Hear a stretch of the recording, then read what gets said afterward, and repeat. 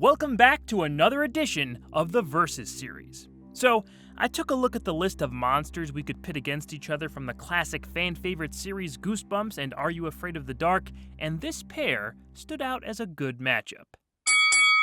In this corner, from the two-part episode The Werewolf of Fever Swamp, hailing from Lycanthropy Lane, he'll give you goosebumps, the Werewolf of Fever Swamp!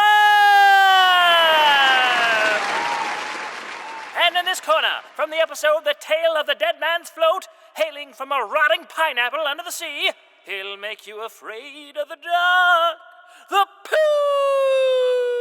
Zombie! Who's the better monster? Let's get it on! Just as in our last Versus video, we'll be making this decision based on three categories: who was in the better episode, who had a bigger impact on the respective story, and who was scarier. Let's get going with round one.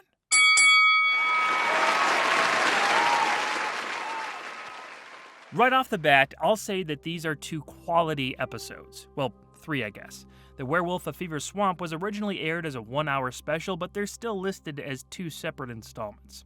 It was adapted from one of the more popular Goosebumps books, and it's a strong script for the TV series. The tone is quite serious, and it feels like the characters are in actual danger. Because of the extended runtime, we get some great buildup leading to the reveal of the werewolf. There's a mystery about who's behind the fur that isn't exactly unpredictable, but they could have easily gone a more expected route, and they didn't. The characters here are decently well drawn with believable dynamics between them. I especially like the familial relationships between our lead Grady, his parents, and his sister. The kids, especially the son, resent their mom and dad for moving them out to the Florida swamps to continue their research as scientists. This would usually be a rushed aspect of a 22-minute story, but here, we get a nice progression before our main character finally snaps at his parents. Still, none of those scenes would hit as well without decent acting, and everyone in this show did a very good job with the material. Even Don Frank says the Swamp Hermit had solid motivation for his character. He didn't have to say much to sell that performance. It was all about the look, which sort of had a Christopher Lloyd and Dennis the Menace vibe. The cinematography stands out for the moonlit night shots. Those light beams shining through the forest surrounded by heavy shadows really captured the mood of a good werewolf story. Speaking of which, they don't cheap out on the monster. He's strategically kept in shadow, but it comes off as more of an artistic choice, and you do get a clear glimpse at him from time to time. He's also pretty darn threatening. Bottom line, this was a very good Goosebumps episode. Plus, R.L. Stine recorded a little intro and outro. Are You Afraid of the Dark has its work cut out for it. Luckily, the Midnight Society is up to the challenge. The Tale of the Dead Man's Float is well written, well acted, structurally sound with anticipation and intrigue that brings us to a fantastic monster reveal and final act. The characters are likable with a few familiar faces, as in the Goosebumps show, and serve their purpose well within a story that spans decades. All this was done in almost half the time as The Werewolf of Fever Swamp. The setup here is great, as the episode opens in 1954 and teases us with what's lurking at the bottom of this pool. A young Jay Baruchel is pulled under as his sister's boyfriend jumps in to save him. We transition to 40 years later and are introduced to Zeke, a very affable and nerdy kid who introduces a much more popular classmate and crush of his, Clarice, to the abandoned pool hidden behind the boys' locker room. Excited and assertive, Clarice convinces the school to reopen the pool so her swim team can have a local place to practice.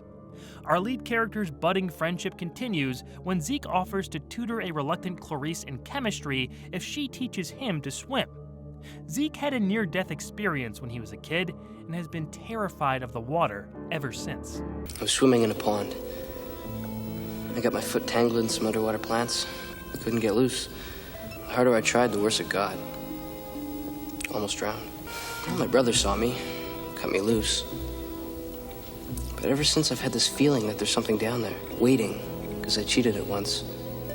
And it wants a second chance at me. That's when they're attacked by the unseen entity, only saved by the custodian, Charlie, who just so happens to be the same lifeguard on duty when the monster's first victim was killed in 1954. he details the history of the pool itself, where 3 more people were killed before it was shut down. Now that it's reopened, the ghostly apparition is back. They find out the monster is made of water, yet smells of acid, and with Zeke's knowledge of chemistry, he thinks he can make it visible with the chemical compound methyl orange. It works, and the pool zombie is finally seen in a blood red hue. After a few more close calls, Clarice throws manganite at the zombie, and it finally dissolves away through the reaction. A nice payoff that was set up early in the episode with Zeke's lava experiment. Clarice and Zeke are shown growing closer in the last scene, with the latter still not quite ready to dive into the pool.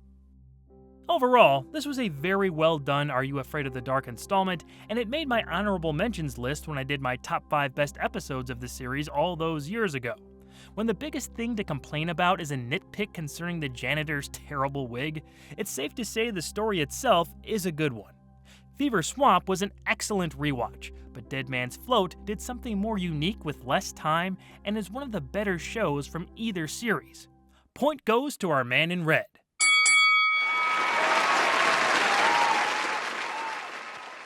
Almost right away, the presence of this werewolf is felt in the Goosebumps story.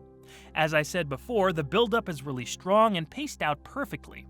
Well before we see it, it's impacting our characters with unexplained attacks on the wildlife through a legend the Will character tells and some kind of connection to the swamp hermit. That connection is later revealed to be the death of his entire family at the jaws and claws of the werewolf. Grady's new dog is almost kicked out after it's blamed for the attacks, and the debate over the werewolf's existence drives a further wedge between Grady and the rest of his family. When it finally shows up in the flesh, it nearly kills Emily and Mrs. Tucker, but it does apparently rip the hermit to shreds off screen and physically attacks Grady before his dog is able to fight it off, knocking the abomination into the swamp where it sinks to its death. Will was revealed to have been the werewolf, but was he the same one that killed the hermit's family? It's unclear, although kind of unlikely since Will looks a bit too young for that. Seems like that incident happened many years ago. During the attack on Grady, the werewolf must have left some damage. No bite mark is ever seen, but the boy has nightmares of the humanoid animal and howls at the moon in the last shot. This all but confirms he's next in line for the mantle. The pool zombies' history started over 4 decades prior, when the school's pool was built on top of an old cemetery. They moved all the bodies, but one was evidently missed, leading to its spirit's eventual attacks. 4 people in total were killed in similar incidents before they closed up that part of the building. Charlie was left with PTSD from his experience that's brought to the surface after the pool zombie is made visible. He's so terrified that he goes into shock and can't move. Zeke and Clarice are pulled underwater several times, but they aren't seriously hurt and find a way to kill the zombie. No one was apparently killed when the spirit resurfaced in the 90s. This is a close one that could easily go either way. I'd say what puts our winner over the top is its legacy living on in a main character. That would be Grady from Fever Swamp, obviously going wolf next. That gives our furry fiend the round 2 victory.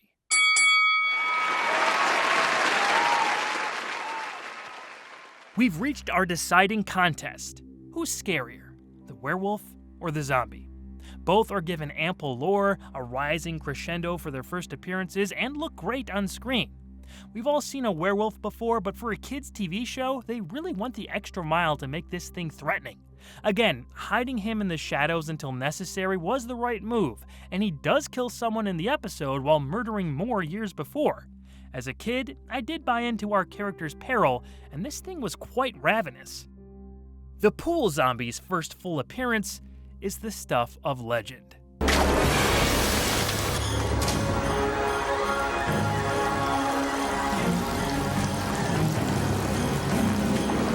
I love how they lift him out of the water like that, and how he glides into frame, both in full form and as red slime. Making him look like an undead corpse covered in blood was a bold choice that paid off. I love the little touches before he's seen too, like the smell of acid in the air indicating he's near. I can absolutely see the werewolf being scary to kids, but this thing is still a bit shocking for how far they went. Are You Afraid of the Dark and the Pool Zombie win the day.